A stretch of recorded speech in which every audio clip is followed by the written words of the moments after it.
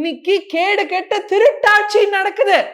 அலிபாபாவும் 40 கொள்ளையர்கள் மாதிரி இந்த பல கொள்ளையர்களின் ஆட்சி இன்னைக்கு தமிழ்நாட்டுல நடக்கிறது. கொள்ளையர்களின் ஆட்சி. தயவு செய்து தமிழ்நாட்டு மக்களை வீழ்த்து கொள்ளுங்கள். இன்னும் ஒரு முறை இவங்களை ஆட்சிக்கு வர விடாதீங்கன்றத நீங்க இன்னைக்கு எடுக்க வேண்டிய சபதம். தயவு செய்து. ஏன்னா இது உங்க பணம், என் பணம். ஏதோ ஒரு 1020 கோடி இல்லம்மா, ஏதோ ஒரு 1020 கோடி இல்ல தாயே, ஏதோ ஒரு 1020 கோடி இல்ல நண்பா, தோழர், தோழியே. இது நம்ம பணம், உங்க பணம், ஏன் பணம், நம்ம உழைச்சு வர பணம்.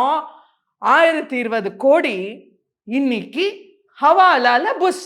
அதாவது எந்த அளவுக்கு இவங்க ஆப்ரேட் பண்ணியிருக்காங்கன்னா, கே.என். நேரு அவர்களை சார்ந்த ரமேஷ் கவிப்பிரசாத் அப்படின்னு 2 பேரு இவங்க என்ன பண்றாங்க, ஃபுல் அண்ட் ஃபுல் முக்கியமா இந்த அப்புறம் கே.என். மணிவண்ணன், கே.என். நேருவோட பிரதர், இவங்க 3 பேரோட ஆவணங்கள் மட்டும்தான் இப்ப எடுத்திருக்காங்க.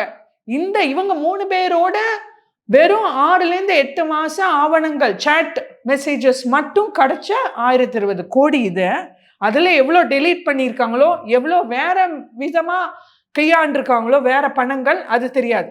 வெறும் இந்த சாட் மூலமா வந்த பணங்கள் 6 மாசத்துல 1020 கோடினா 3 பேருக்கு. அப்போ இன்னும் எவ்வளவு பல 1000 கோடி திருடு போயிருக்கு. இதுதான் ஒத்த கேள்வி. நம்ம ஒரு தமிழனும் இன்னைக்கு நடு ரோட்ல போராடணும்ன்ற